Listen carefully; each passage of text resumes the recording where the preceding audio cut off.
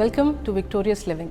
Are you ready to unlock your full potential and experience the abundant life God has planned for you? We all face challenges, but on Victorious Living, we will equip you with practical tools and inspiring stories to help you live a life of victory. Let's prepare ourselves to learn something new today. Before we jump in, let's spread the victory. Share this video with someone who needs a fresh perspective. You were created for greatness. Let's dive in and discover how to live a life of victory. Hello, my friend. Welcome to Victorious Living. You are very, very precious to God. That is why we are here today to talk to you. No matter what you have gone through in life, today could be the day, is the day that God will bring about a change in your life. This episode is totally going to be supernatural discussion. And I want to remind you that this book is already online on Amazon. You can get hold of it.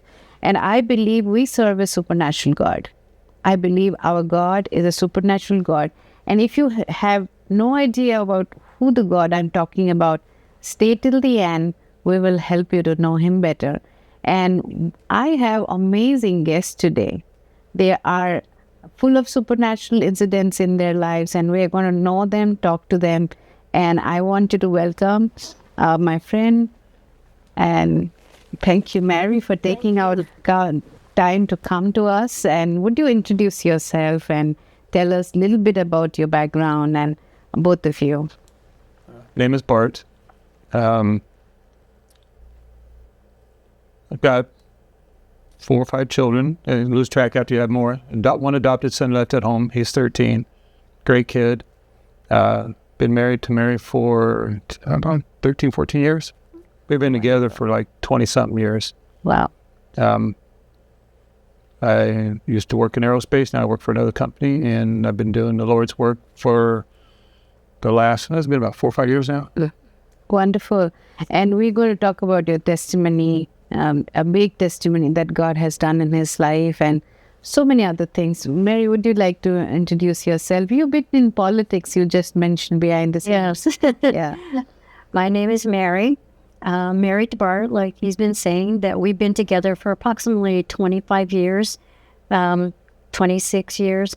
And we've been married right before we adopted Aiden, so 13 years. And I have by myself 4 children, including Aiden, as we did the division of the children. So together we have 9 altogether. Wow. And they're all precious to us. They're all precious to us, no matter what they go through or what we go through. They're all precious to us. Thank you so much for taking our time today to come and talk to us, talk to our audience. And we will start with your salvation experience. How did you get saved, Mary? How did I get saved? Well, I was brought up as a Catholic and always known Jesus, but I didn't interpret and understand fully from birth to being baptized at birth to growing up with the religion and going through the sacraments as we're supposed to as a Catholic child. But the thing was learning the interpretation both in Spanish and the proper Spanish from Mexico, only knowing what the words meant, and having the faith of my parents always having me to do everything that needed to be doing in the commandments that I had to follow, from First Communion to baptismal to marriage to being sacramented during the marriage to even the divorce being sacramented through that part of it. And then it just, on a funny note, that I was going to church at the age of 17 and a half or so, and my grandmother came out, and in Spanish we used to wear a thing called the mantel, or the little cover for our head. And one day somebody came out of church, and my grandmother was appalled that she didn't have one on, and she held my arm and told me she was dissatisfied. And when I looked at her and said in English, "That's not appropriate, we just walked out of church," she smacked my mouth. When she smacked my mouth, she made my nose bleed. And so I was hurt by that and offended by that. And after that, I didn't want to go to church no more, because I felt it was not maybe something that I wanted, because we had just walked out. Until Bart had said, "Look at this, there's something in one of the programs that we belong to with the Metro Volunteer Program. He said they have chaplaincy. And I was like, you want to do that? Because Bart never ever prayed. I've never known him to pray. And he wanted to participate in it. And I said, that's wonderful, let's do it. And that's when I saw the light back again. To come back and to have the belief in Jesus and start over again with the Lord. Wonderful. So you knew Jesus as a child? Pretty much. We grew up in a Baptist religion, group. So we'd go to church, Baptist church all the time, but I never really got into it. Even as I was getting out of high school, I'd been going to church, but just never cared much or didn't really like it that much. And so for years, I just never went back again. And then same thing, here goes when the chaplaincy came up, and I thought that'd be pretty cool. So we got into it, and since then, I like going to church now. They'll pray to God practically every single night, thank Him for everything that He's done for me, thank Him for my family and stuff like that. So yeah, it's you can come back to it no matter how old you are. You just got to realize what you got to do first. Tell us about your accident, and we will hear Mary's version as well. But you fell down and you passed out. Well, the night before I had the accident, I was complaining about heartburn. So I don't eat spicy food very often, so I'm assuming I didn't have any spicy food that night, because I really don't remember that night at all. Next day at work, same thing. And then while I was out doing something in one of the warehouses, I had a heart attack and I fell. And when I fell, I hit the back of my head on the cement really hard. And one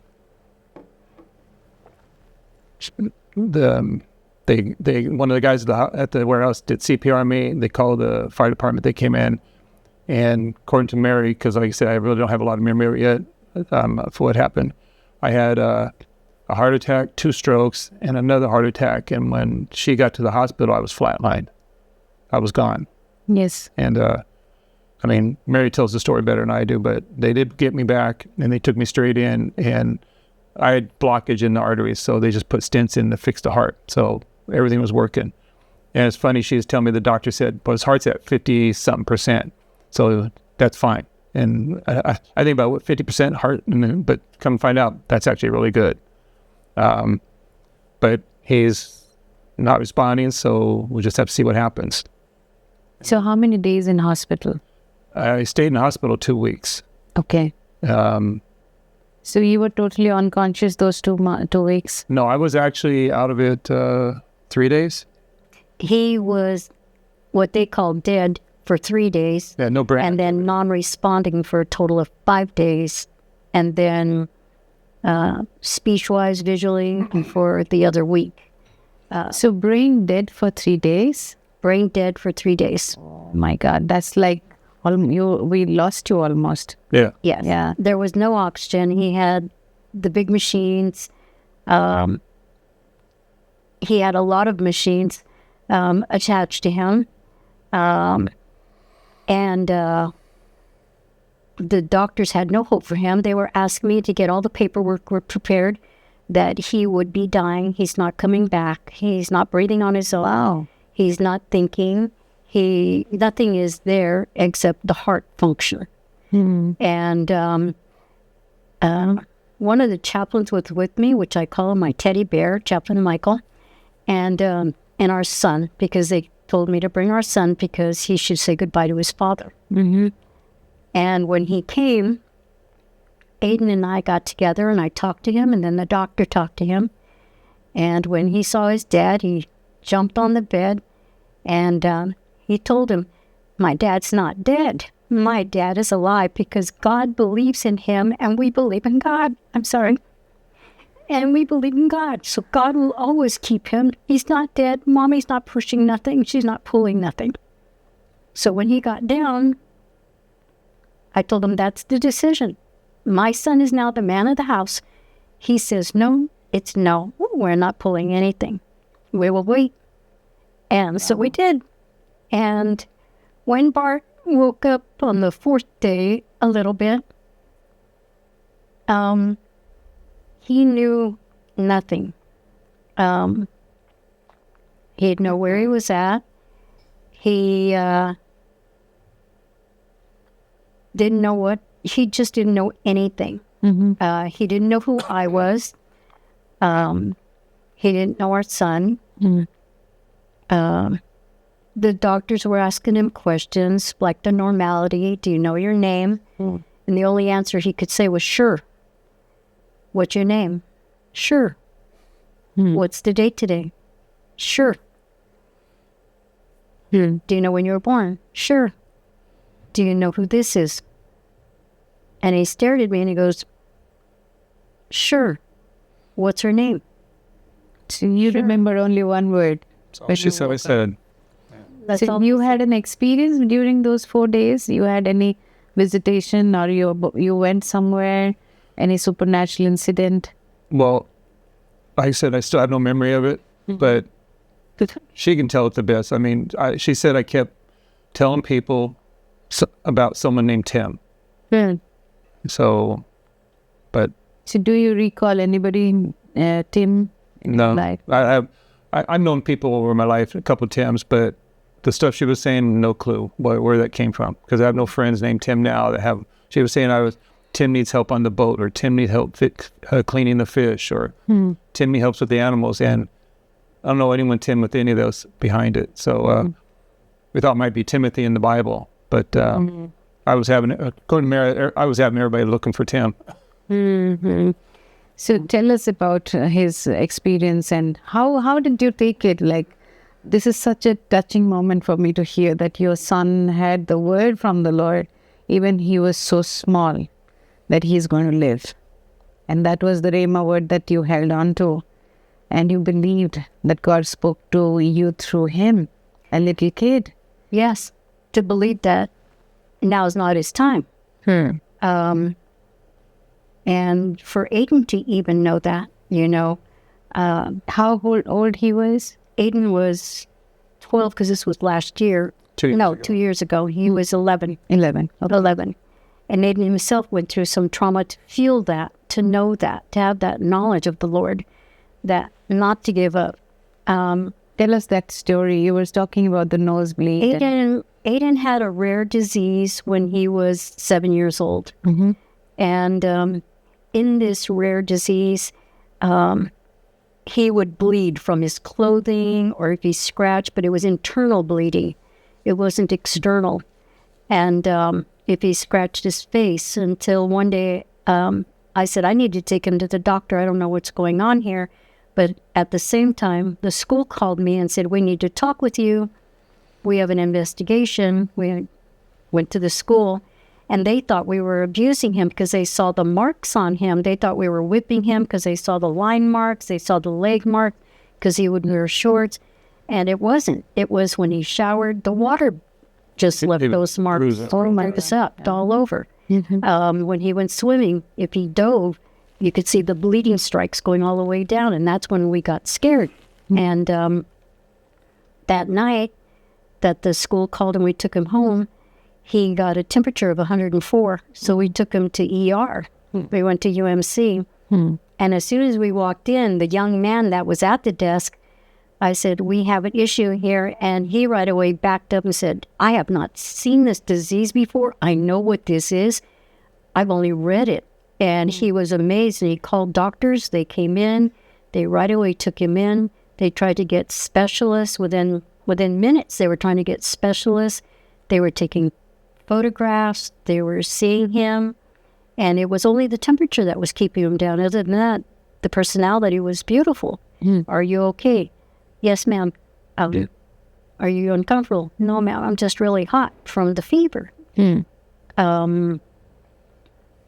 But when we were transferred from UMC to Sunrise Hospital is when Aiden went into a slight coma, which he felt he died.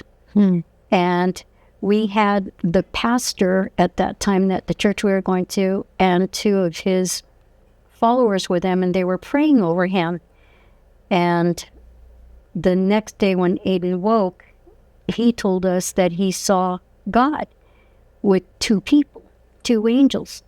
And he says, I can't tell you what God looked like because I was so hot that it looked hot. But the angels he described, I had never seen those type of angels. And so he drew a picture of them, and I'd never seen them, so I Googled it. And then I found that some people see angels in different shapes. And his were circular, like a big eyeball with tentacles of wings around it.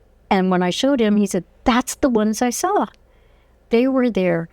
And God said to me, Mom, it's not your time. Your dad will need you. And he said, that's when I woke up to tell you. I saw him. And I said, no, it was Pastor Matt. And it was with his two friends. And he said, no, I saw Jesus. And he told me, it's not time. Your dad needs you. Mommy, but Dad is good. And I said, he is good. So then Bart came in just then, and I told him what happened.